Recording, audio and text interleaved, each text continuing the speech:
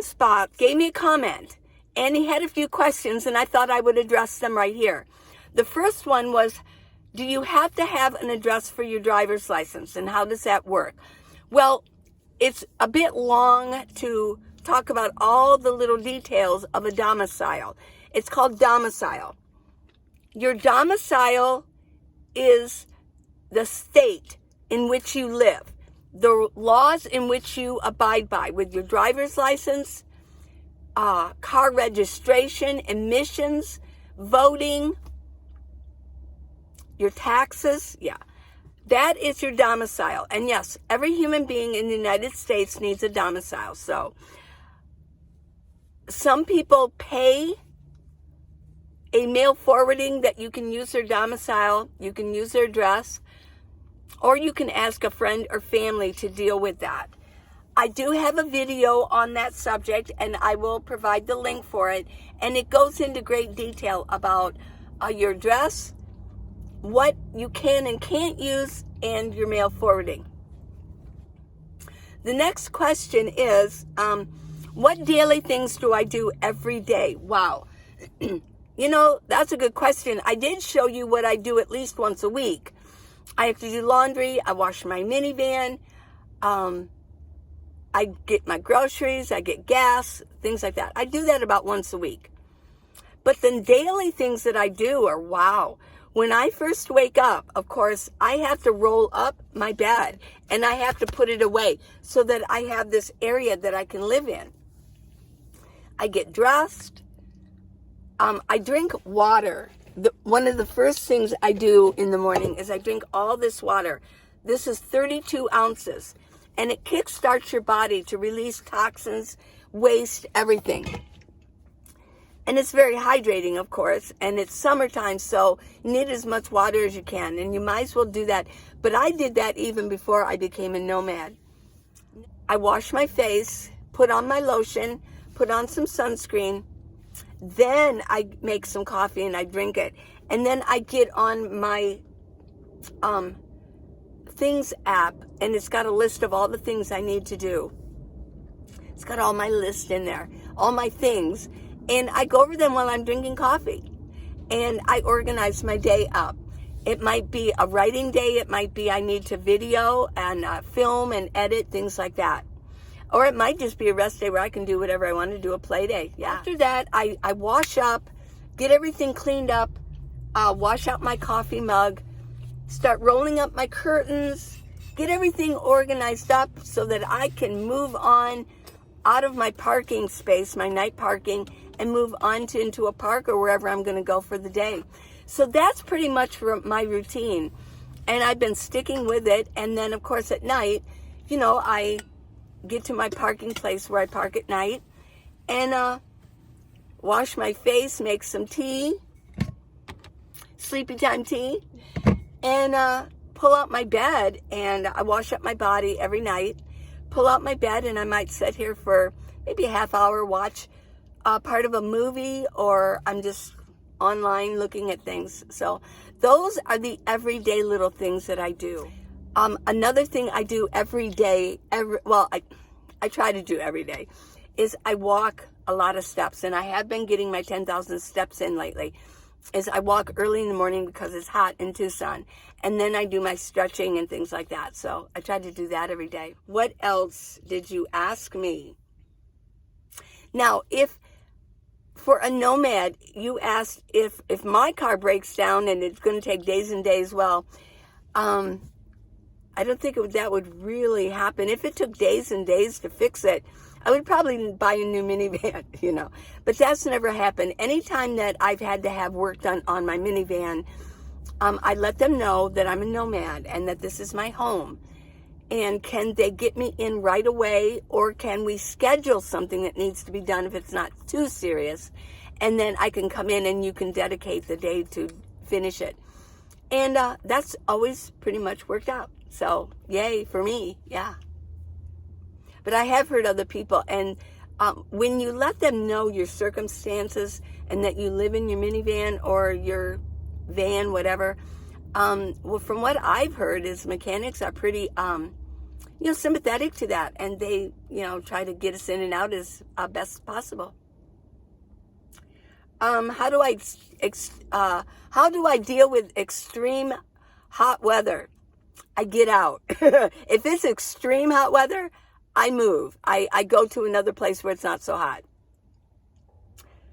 The most annoying thing about a minivan, living in a smaller space, is shifting everything around. We shift things around sometimes. I have to shift my bins around. If I want to get here, I got to shift this one, and vice versa. I have to shift things around. Yeah. And that's not even really annoying because I've accepted it, but I suppose that's one thing. Is like, you can't just walk in a house. You just walk up to your cupboard and you pull something out, or a shelf. Not so when you're living in a small vehicle. And those are the questions you asked me, Erin, and I hope I answered them the best way I could with the time that I have. Thank you.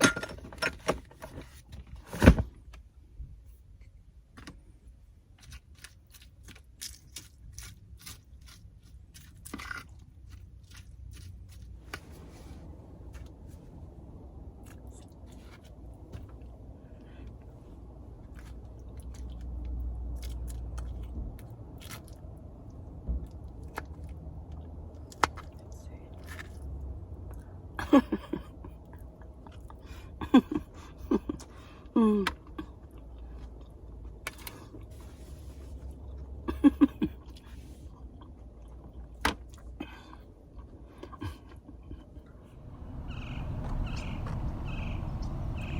Birds make their homes inside of a saguaro cactus.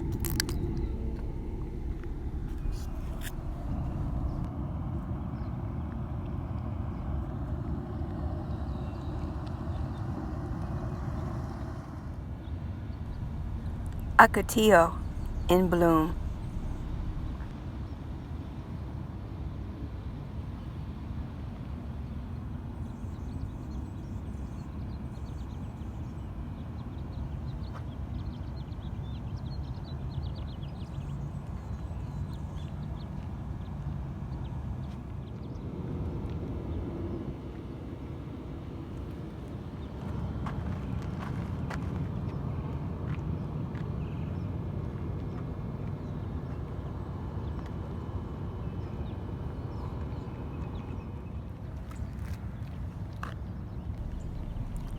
Palo Verde tree.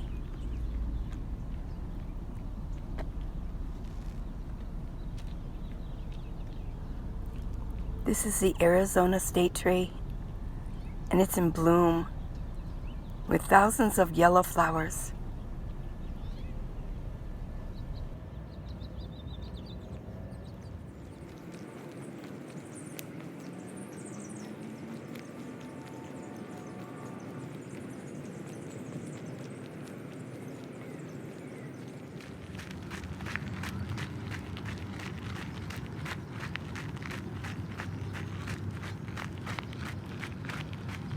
Here's something you don't want to do in a city park. Take up 5 to 6 parking spaces for your Class A. This must be prime real estate.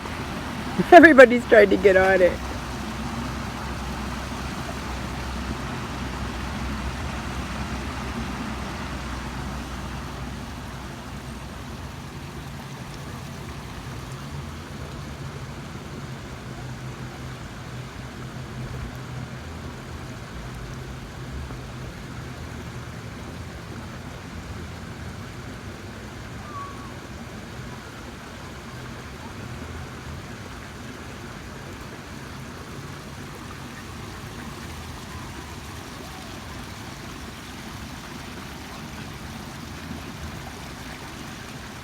Oh, you know, I would say, well, it's kind of a girly thing, roses, but, you know, during the whole COVID thing, there were a lot, they have the Rose organization in Tucson.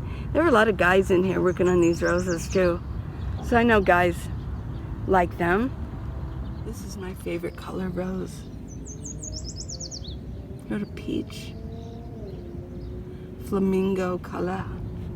Here's a nice one.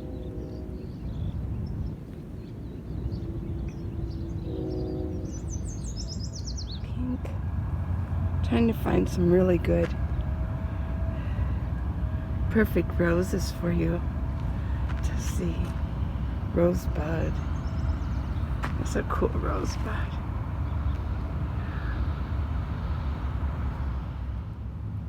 It's a nice red rose. Means love. Looks like somebody else likes the roses too. He wandered in here.